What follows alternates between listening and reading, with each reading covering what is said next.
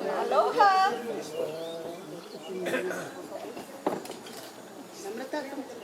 Hey, like a group here, huh? The welcoming party. Okay, you know what to do, Santa? You know what to do. Go share. Go, share, go. Guys, go. Go ahead. Walk with me and Vishnu.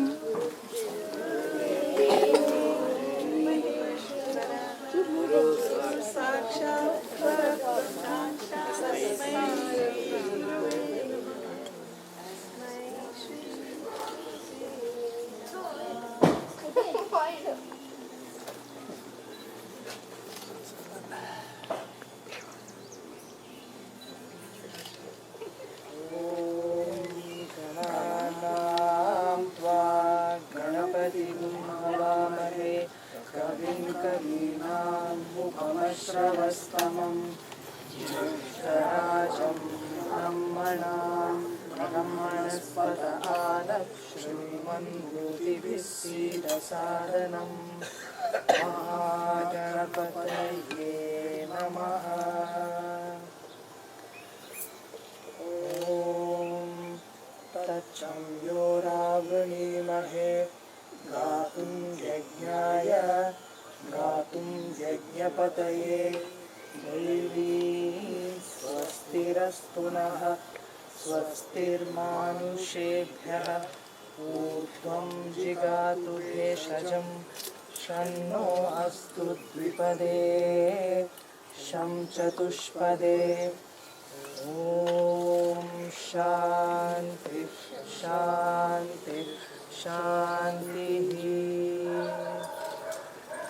सहस्रशीर्षा पुरुषः सहस्राक्षः सहस्रपात् स भूमिं विश्वतो भूत्वा अत्यतिष्ठत्यशान्तुलं पुरुष एवेदगं सर्वं यद्भूतं यच्च भव्यं श्रुतामृतत्वस्येषानः वदन्येनातिरोहति एतावानस्य महिमा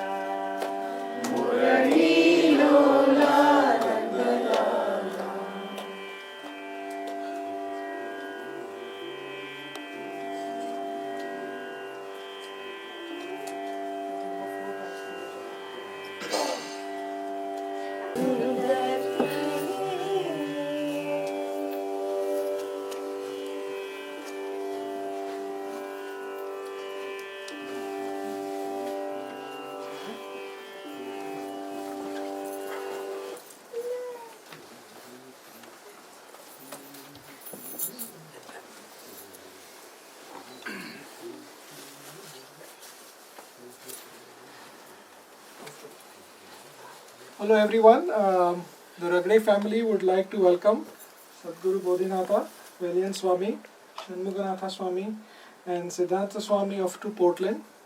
Satguru Bodhinatha is the head of the Kauai Hindu Monastery and a publisher of Hinduism Today and the steward of Iraivan Temple.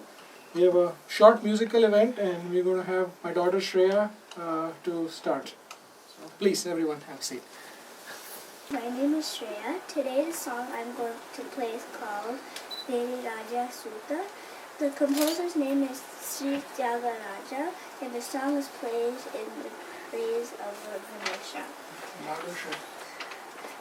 Sri Tyagaraja, a Telugu Brahmin, was a brilliant singer, composer and veena player.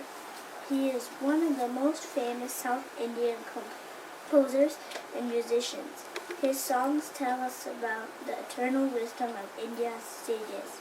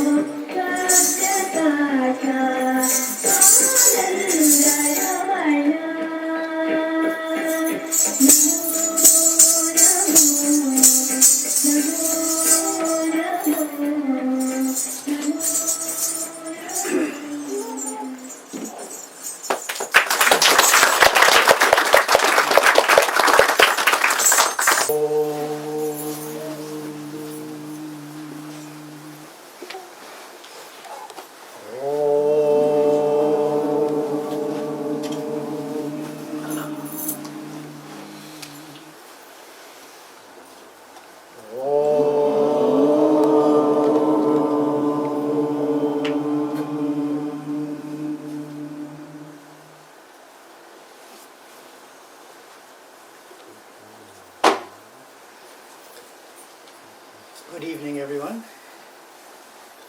Can you hear me in the back? Yes. Okay. Swamis and I are very pleased to be here in Portland. We haven't been in Portland for a few years. And I'm surprised that so many of you were able to come tonight. We thank you for coming on a weeknight. It's always a bit inconvenient to fit in something between work and one's other duties at home. A few different subjects. I thought I'd present short subjects.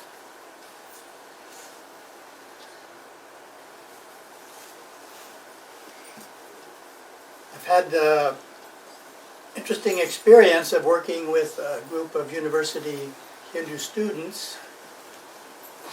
They're primarily in the Texas area, but they're in the surrounding states as well. They're called Hindu Students Association. They're an offshoot of the Hindu Students Council, which is more in the northeast of the USA. One of their activities is an annual gathering. They have anywhere from 90 to 150 people take a weekend off in the middle of the school year. Usually it's in February, and February has one problem in Texas: it snows. And we're from Hawaii and we're allergic to snow.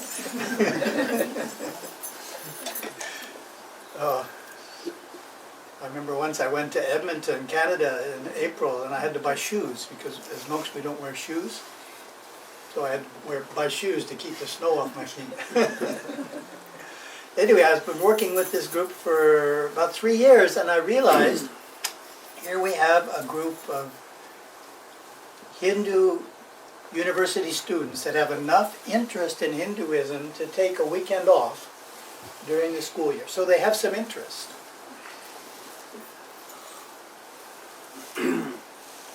I asked them, do you go to temples? And they said, no, there aren't any temples near the university. I asked them, do you have a daily practice? And about 90% of them said they had no daily practice. So here they are, going to university, 4, 6, 8 years, whatever your course is. You're not going to a temple and you have no daily practice. As we can see tonight, wonderful Hindu culture has come from India to places on the West Coast in particular. Sometimes I'm more familiar with California, but I say we have the best teachers of Indian traditions, music, dance, I think are in California. But now I have to add Portland too. We just have so many fine teachers that have come and are teaching these traditions. We have temples. We have philosophy. Chinmaya Mission, Vedanta Society, they teach philosophy. Very fine job they're doing. But something got left behind in India. Do you know what that is? Daily practice. Yes, it's gotten left behind in India. You still find it more in India. Upanayanam, in the teenage years or even before for a priestly family. But there's Upanayanam, and you're given certain practices. People learn Sandhya Vandana. They do that every day. Other people initiated into a mantra such as Gayatri Mantra. These are traditions. Some people take up puja. When do they start that? Usually in their teenage years, right? That's the typical time to start that. That part of Hinduism got left behind in India, I like to say, because it's not happening here.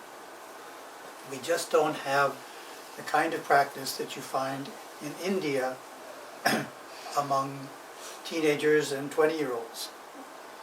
But practice is important. The example I use, and perfect because we just had dance, and the example I use is classical dance.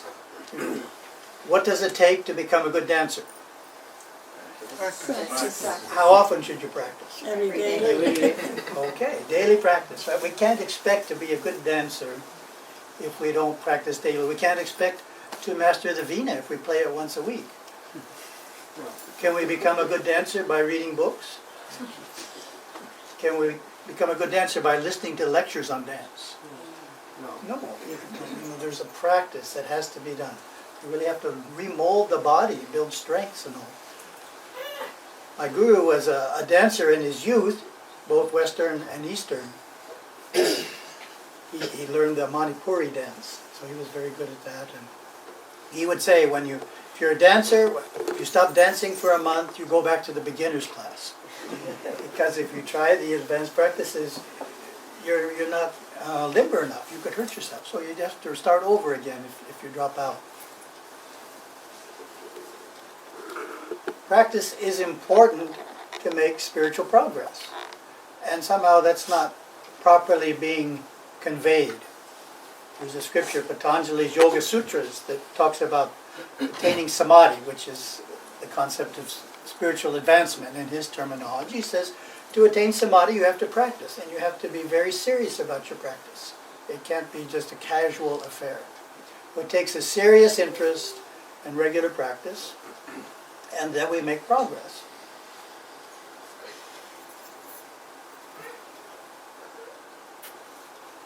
The suggestion I came up with was for parents, and sometimes parents try and delegate their responsibility to teachers of Hinduism or teachers of Hindu culture. We have a devotee, a number of years ago, he was teaching in Singapore at the Hindu center there. Parents would drop their kids off at the Hindu center, go shopping, come back, and expect the teachers to have made their children better Hindus. Trying to delegate the whole thing. Well, it works. You don't have to know Carnatic singing for your child to learn Carnatic singing. You could be very poor, tone deaf, but a teacher can teach your child Carnatic singing, can teach dancing. But it doesn't work that way for Hinduism. Hinduism needs to be presented. When you present Hinduism in its fullness, which was part of the lady's question, what happens? Well, people have different interests, different natures. And I've given just 5 aspects of Hinduism. Maybe 1 or 2 aspects will appeal to one person, and another 2 aspects will appeal to someone else. So we need to give people choices within Hinduism. That's always the spirit of Hinduism. We just don't have a one narrow practice that everyone does. We have choices. And therefore, the chances of it relating to specific individuals are much greater. So thank you very much for listening to all.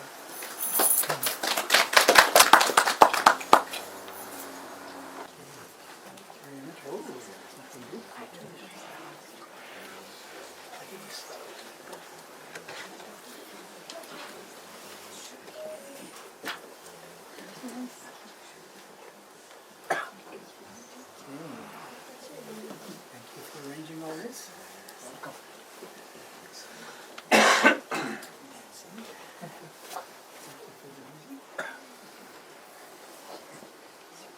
Yeah.